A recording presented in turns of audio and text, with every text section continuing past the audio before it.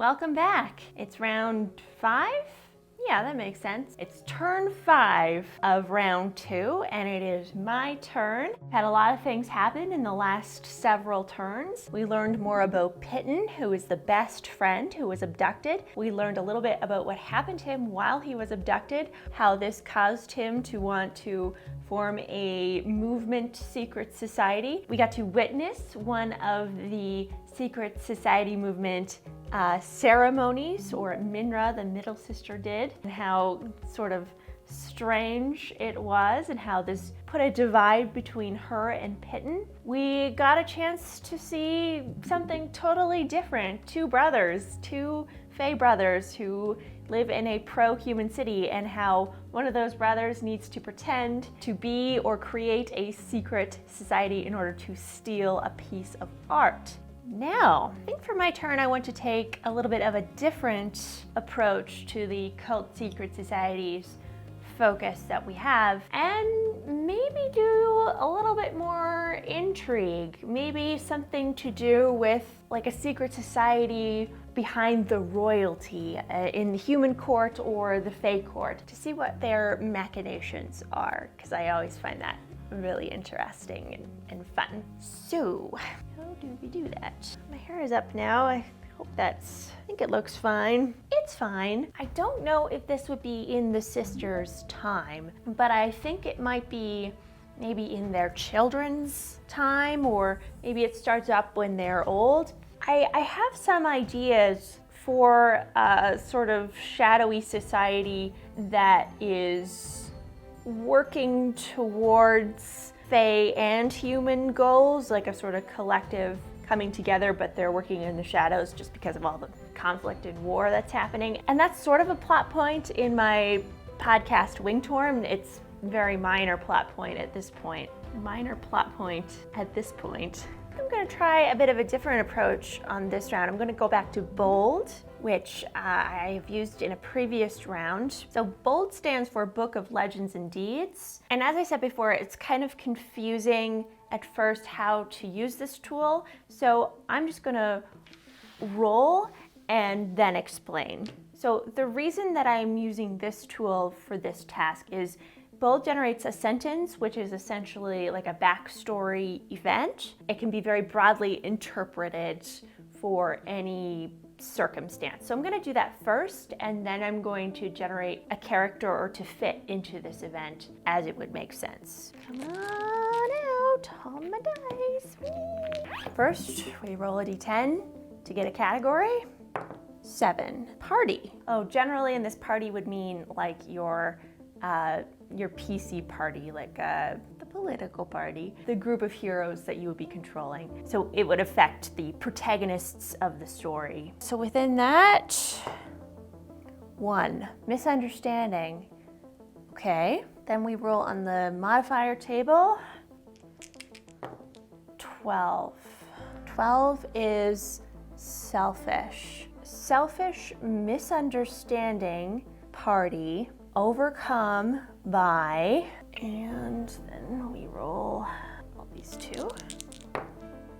Is 5 and 1 is 6. Avoidance. Selfish, misunderstanding, overcome by avoidance.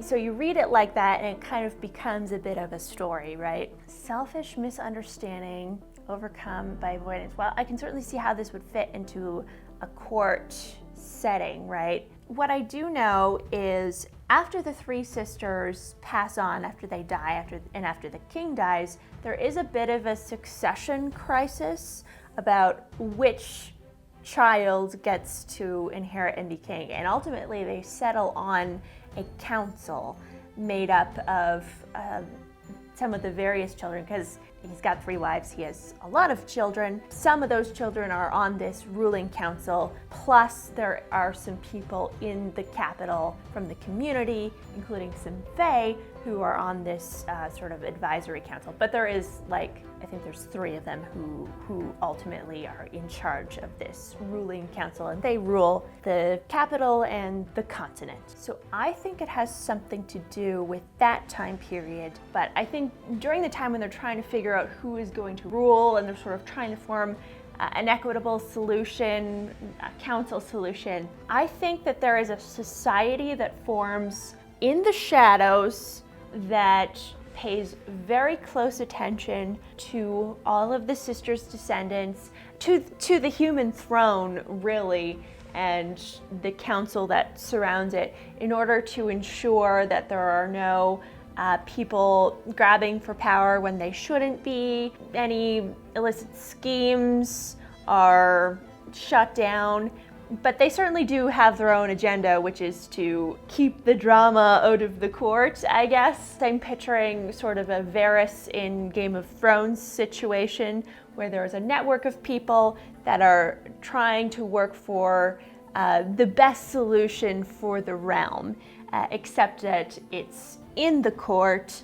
They're working towards who is the best leader of this council, who is the best person for every position within the court, and who is going to be making the best kinds of decisions for the continent. Selfish, misunderstanding, overcome by avoidance. This is what I'm getting from that within the context of what I want to create. I don't know who all of the sisters' children are. I don't know how many they have, but I think it would be interesting just to tie it back to everything we've created so far. I think the youngest sister, whose name was Chilean, remember she was pregnant when she was rescued by Fae vigilantes.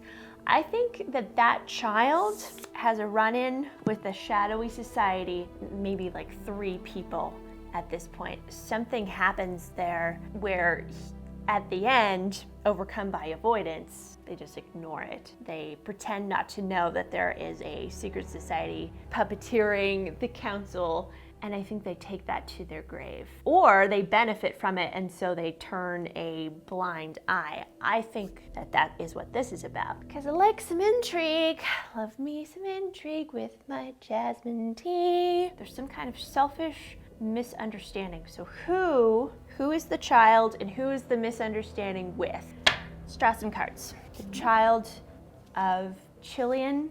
I think it's a boy. I'm gonna go with that because in my mind, that's just the sense that I'm getting. I think it's a son. I think what would be kind of interesting is if this secret society, there might be his brothers and sisters are aware or involved in it, but I think maybe it's a friend of his, or maybe an enemy, or someone that is in his life, either close or on the periphery, but somebody that he knows pretty well. One night he is surprised to find 3 people who he knows pretty well conspiring to put his brothers and sisters in specific spots on this new council, including ruling spots that would have more say. So I'm just gonna draw 3 cards because I think there's 3 members of this fledgling shadowy society trying to puppeteer this council. And those are the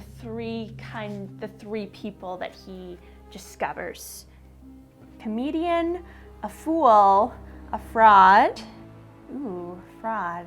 A fraud is very interesting to me. This is somebody who tricked their way into the castle, into having some sort of position, and now our son of Chilean discovers him. Perhaps his true identity is exposed. Wouldn't it be interesting if it was like the orphan boy as an adult? That would be kind of cool, actually, if it was. Okay, who else? A barbarian, a druid, a blacksmith, and a seer. A seer would definitely be useful on a secret society trying to control a ruling council. Okay, and our 3rd card is a bookworm, an apprentice, an amateur, and a student. An apprentice. I'm trying to think of my timeline. There is a magical tower in the capital that emerges. That's where all of the magic users or the wielders go to train in magic, but I'm not sure if we're quite there in the timeline where that is built.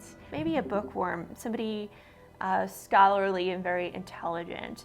Is this enough for an event? I think late at night, our son of Chilean, who we should name, because we're not gonna do what we did last time and not name anybody. So our son of Chilean, who is friends with this fraud.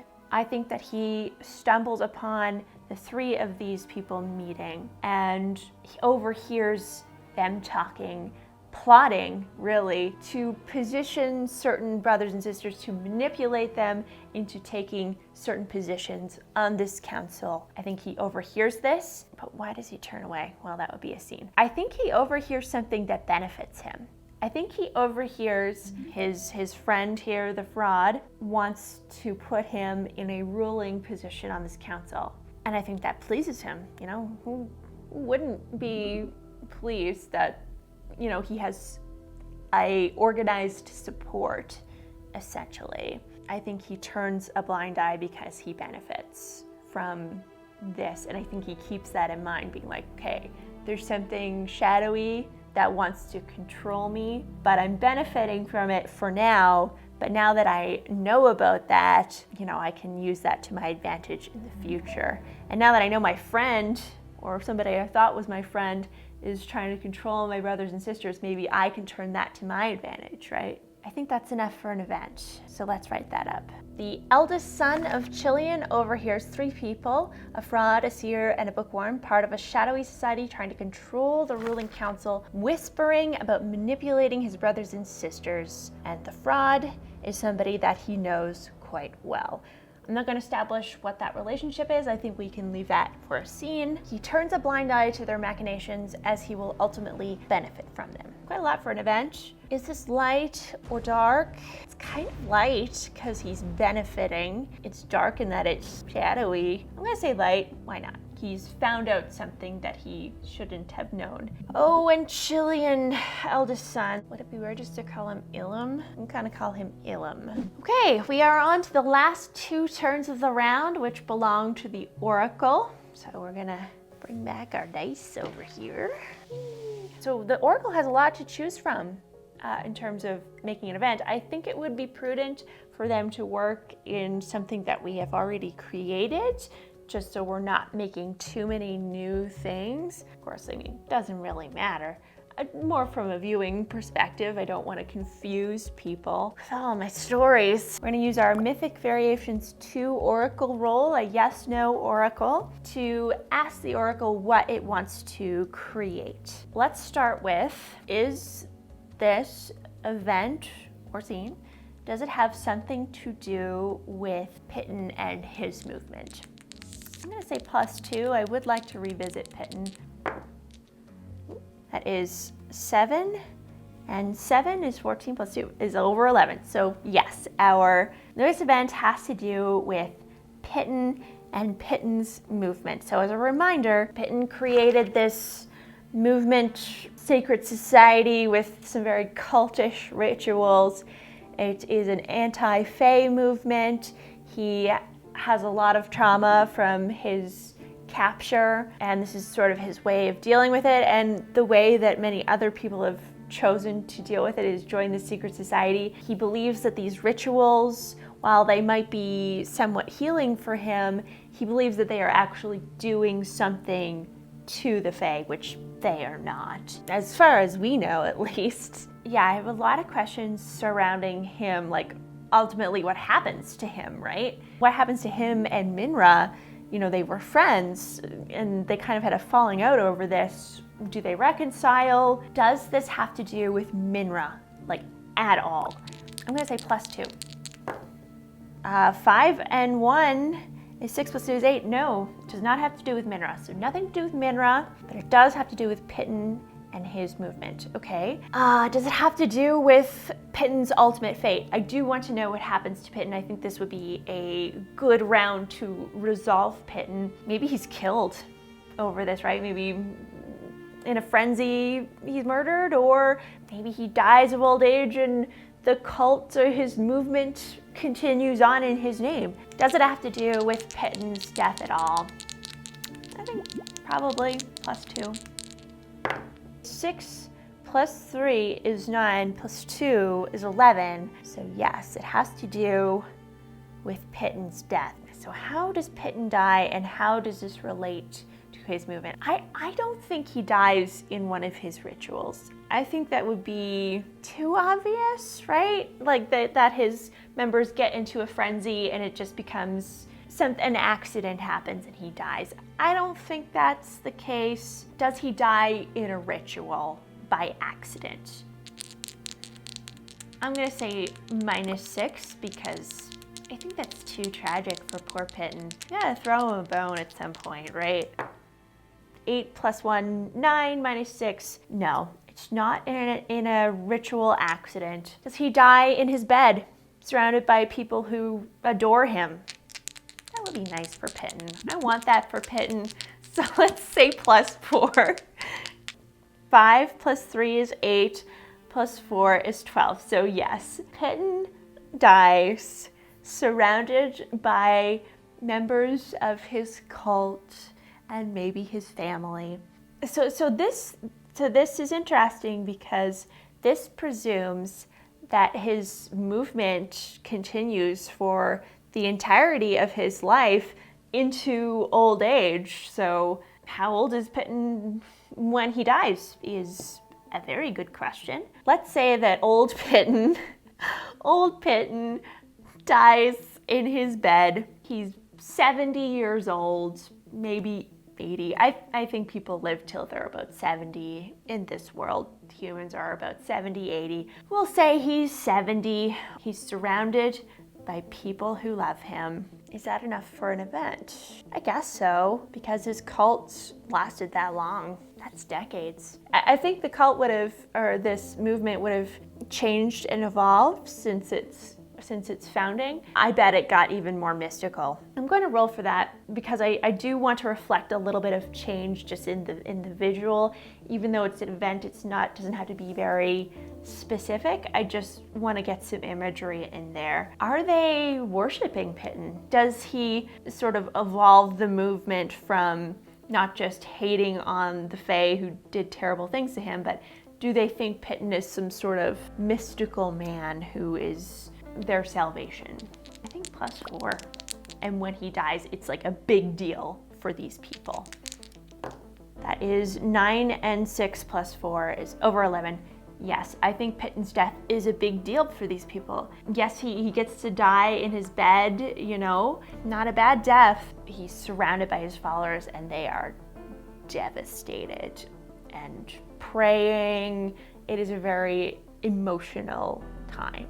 So let's write that up as an event. Pitton dies in his bed, surrounded by his worshiping followers, and also in attendance are any surviving family he would have had. I'm going to say that this is light. I mean, it's very emotional, it is very sad, but he isn't murdered. You know, he had quite a life, actually, old Pitton, and he gets to die of old age, which is something, considering he thought that he was gonna die in a tunnel. Old Pitton dies. I'm never very good at this, creating like years and doing my timekeeping for my ages. And in Microscope, you don't necessarily do that. You kind of time keep with your periods. And I have created periods, as you've probably seen. I'm putting this in the first contact period. First contact period, it involves like the three sisters, the first war between the humans and the Fae, and sort of the fallout from that. So I'm putting that in that period, but it's kind of also in the beginning of the next era of time, which is the Age of Discovery, where it's a period marked by a lot of human Fae cooperation. So I think it makes sense to put him at the end of the first contact period, where we have a lot of strife between the two peoples, and Pitton's death really marks, perhaps, maybe, an end to extreme anti-Fae sentiment, hopefully. So we'll say light. Strangely enough, this is the last turn of this round. We've really soared through this. I know we had some very complicated, maybe overcomplicated scenes and events in this one, but I do like to dig deep in there. I'm trying to tease out a world here, and I'm using all these tools to put something together, and doing it in front of a camera is hard enough. But anyway, I hope you like it. Let me know in the comments if you are enjoying this series at all, if you have a particularly favorite tool that I've used so far. Let me know in the comments what that is. So, last turn of the round belongs to the Oracle. I think they should create a scene. I guess I didn't ask in the last one whether they were going to create a scene or an event. We'll do that this time. Just making decisions when it's not my turn. All right, we'll roll a d6. 1 to 3 is event, and 4 to 6 is scene. 6 is a scene. Which event are we going to create a scene in? Our choices are kind of the early days of Pitton's movement, or the heyday perhaps. Is it going to be something around his death, or this kind of succession in the movement perhaps might be very interesting to explore. We also have our twin Fae brothers and sort of the heist, the fake secret society, and then we have the shadowy court society. I think it would be interesting to explore what happens to Pitton's movement after he's gone, you know, whether somebody else takes up this mantle and deifies him perhaps would be very interesting.